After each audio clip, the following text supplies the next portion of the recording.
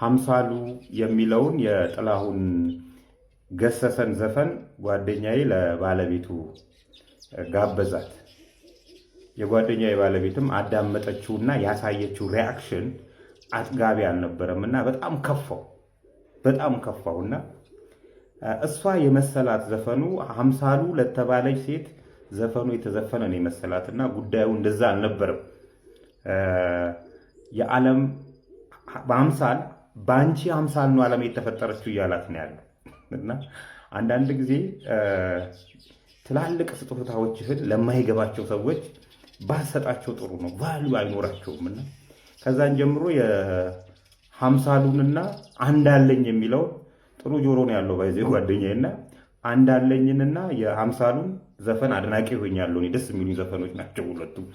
በዚህ አጋጣሚ የአሊ ቢራ በሬደ ኡማ የሀምሳሉ በኦሮምኛና በአማርኛ መዘፈናቸው እንጂ አንድ አይነት ሴንስን ያላቸው ምን ልላችሁ ነው። እዚህ ሁሉ ዝባዝንኬ ውስጥ የምገባው ኢሳያስ በዚህ ሳምንት የጥላሁን ገሰሰን ዘፈኖች ሁሉንም በሚባል ደረጃ አልበም አውጥቶ ለገበያ አውሎታል።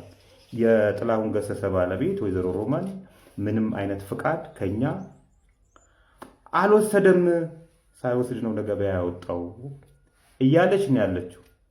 እሱ ደግሞ የዜማና የግጥም ደራሲዎችን ጠይቄ ተፈቅዶልኛል እያለ ነው ያለውና አእምሯዊ ንብረት እንግዲህ አንድ ዘፈን ሲዘፈን የተሻለ ማብራሪያ ባለሙያዎቹ ሰጡበታላችሁ። አንድ ዘፈን ሲዘፈን የተለያዩ ሰዎች አሉ። የዜማ የግጥም አቀናባሪዎች፣ ዘፋኙ፣ የተለያዩ አካላት እዚህ ውስጥ አሉ። እነዚህ አካላት ተከፍሏቸው ከዘፋኙ ከፍሏቸው ያን ዘፈን ከተጫወተው ባለቤትነታቸው የአእምሯዊ ንብረት ባለቤትነታቸውን መብት አስተላልፈዋል ለዘፋኙ ማለት ነው። ስለዚህ መብቱ የዘፋኙ ይሆናል ማለት ነው። ያ ነገር ካልተከናወነ ግን ባለቤትነቱ የነዚህ ፓርቲሲፓንቶች ይሆናል ማለት ነው። ስለዚህ አቶ ኢሳያስ ከዚህ በፊት በሰዎች ዝውውር ተይዞ እስር ቤት ነበር። እኛ ሳንነቃ ታስሮ እስሩ ጨርሶ ነው የወጣው። ከአይደርስ የምናውቀው ምርጥ ዘፋኝ ነው። ነገር ግን እዚህ አካባቢ ሌብነቶች ላይ ወጣት ነው። ዜማ ደራሲዎች ይኖራሉ። አሁን ላይ እንኳን አንተ አይደለም እነንትናም ዘፈን አውጥተዋል በዚህ ደረጃ ላይ እና ለምንድን ነው የራስህን ፓርት እንትን የማትለው የራስህን የማትሞክረው? ሁሌ መጀመሪያ አካባቢ ማንኛቸውም ዘፋኝ ሲጀምር የሆነ የዘፈን ዘፍኖ ነው የሌላ ዘፈን ዘፍኖ ነው ወደ እውቅና ላይ ከደረስከ በኋላ ግን የሰዎችን ሁል ጊዜ በማለብ በመንጠቅ የሚዘለቅ አይደለም እና እንድትጠነቀቅ ነው። ይሄን ፒክአፕ መኪና አዩት፣ ምን እየሰራ ነው? አስሬ ፍሬቻ እያበራ ከኋላ ያሉትን መኪኖች እንዲቀዘቅዙና በሱና ፊት ለፊት ባለው መኪና መካከል ክፍተት እንዲፈጠር ሰፊ ክፍተት እንዲፈጠር እያደረገ ያለው ክፍተት አለ። ለምንድን ነው ወደ የጫነው መኪና ጠጋማ ይለው? ስለዚህ የሌብነት አይነት ልንገራችሁ። እቺ የሌብነት አይነት በእርግጥ ያረጀችና የቆየች የሌብነት አይነት ነች።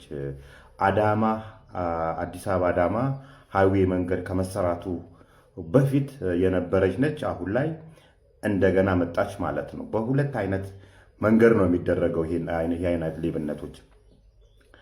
እነዚህ ከጅቡቲ የሚመጡ ከተለያዩ ፋብሪካዎች የሚመጡ ጭነው የሚመጡ ትላልቅ መኪኖች መጀመሪያ ጥናት ይደረግባቸዋል። ምን አይነት ዕቃ ነው የሚጫኑት? ውድ ናቸው ወይ ያዋጣሉ የሚለውን ነገር ጥናት ይደረግባቸዋል። ጥናት የሚደረገው እዛው አካባቢ ካሉ መጫኛ ቦታ ላይ ካሉ ሰዎች አካባቢ ኮላብሬት በመሆን ነው እነዚህ ሌቦች ጥናት የሚያደርጉባቸው። ጥናት ካደረጉባቸው በኋላ ለኦፕሬሽን ሲዘጋጁ ሁለት አይነት መንገዶችን ይጠቀማሉ። አንደኛው መንገድ ጋራ አካባቢ ከፍታ ቦታ አካባቢ፣ ምክንያቱም ያ የጫነው መኪና ፍጥነቱን ስለሚቀንስ። ሁለተኛው ለጥ ያለ መንገድ ነው። ለጥ ያለ መንገድ ላይ ሌብነቱን ለማከናወን ከፈለጉ ሁለት መኪና ነው የሚይዙት። አንደኛው ይቀድመውና እንዲበርድ ያደርገዋል። እንዲበርድ ባደረገበት ሰዓት ከኋላ የሚከተለው ከሌቦቹ ከዛ ውስጥ ይወጡና ከላይ ሸራ ላይ ወጥተው መፍታት ይጀምራሉ። ፍጥነቱንም የፊተኛው እያቀዘቀዘ እንዲሄድ ያረጋገዋል። የኋለኛው እነዛ ሸራ ላይ ወጡ ሌቦች እየጣሉ ሲሄዱ የኋለኛው እየለቀመ እንትን ላይ እየጫኑ ይሄዳሉ ማለት ነው። ክሩ አላቸው። የሚካፈሉትም በዛው ፐርሰንት ነው። ከመሬት እየለቀመ የሚጭን አለ፣ ላይ የሚወጣ አለ። ሾፌሮቹ ደግሞ የሚያቀዘቅዙና እንዲፈጥን የሚያደርጉት ናቸው። ሁለተኛው ጋራ አካባቢ ከሆነ 2 መኪና አያስፈልግም። ኦልሬዲ ያ የጫነ መኪና ጋራ አካባቢ ስለሚቀዘቅዝ የኋለኛ መኪና ብቻ ነው የሚከተለው። የኋለኛው መኪና ምንድነው ስራው? 1 ሌቦቹን ጭኖ ከኋላ ይከተለዋል። 2 ደግሞ ከሱ ኋላ ያሉ መኪኖች የጫነውን መኪና እንዳያዩት እንዲርቁ፣ አሁን መኪናው እንደሚያደርገው ማለት ነው፣ እንዲርቁት ያደርጋቸዋል ማለት ነው። ምክንያቱም የኋለኞቹ እንዳያዩት ማለት ነው። ሲወጡ ሌቦቹ ሲወጡ እንዳያዩት ያደርጋሉ። በእርግጥ እነዚህ አይነት ሌቦች በጣም የተደራጁ የታጠቁ ኃይላት ናቸውና በብዛት አዳማ አባገዳ አካባቢ ይደረጉ ነበረ ድሮ። ሞጆ መገንጠያ አካባቢ በጣም በሰፊው ነበር የሚደረጉት። ዱከም መግቢያ አካባቢ በጣም የተስፋፉ ነበር። አንድ ሰሞን የድሮ የፈጥኖ ደራሽ ፖሊስ የሚባሉ ፖሊሶች ነበሩና እነዚህ ፖሊሶች ናቸው ያጠፏቸው። አሁን ግን ይሄ ቪዲዮ እንደደረሰኝ ተመልሰው መጡ ማለት ነውና ሹፌሮች በተለይ በረሃ ያቋርጧችሁ ይሄን ሁሉ መንገድ ከመጣችሁ በኋላ እንደዚህ አይነት ችግር አለና ተጠንቀቁ። እንደዚህ በረሃ አቋርጣችሁ መጣችሁ እነዚህ ንብረቶች ቢወሰዱ ባለቤቱ ደግሞ ነገ ከደሞዝ ላይ ነው የሚቆርጠውና ጥንቃቄ ያስፈልጋል። ያለ ምክንያት ፊትህ እየቀደመ ፍሬቻ የሚያበራብህ ከሆነ በተደጋጋሚ ጊዜ ከኋላ ስርስርህ የሚከተልህ መኪና አላልፍ የሚልህ መኪና ካለ ጠንቀቅ በልና አንድ አፍታ ወረድ ብለህ ነገሮችን ብታረጋጋ ጥሩ ነው ለማለት ነው። ስማ፣ ፕራክቲስም አልፏል፣ ቲዮሪም አልፏል። አንተ ኢንተርቪው ላይ ብቻ ትጥልልኛለህ። አይንዬ አደራ።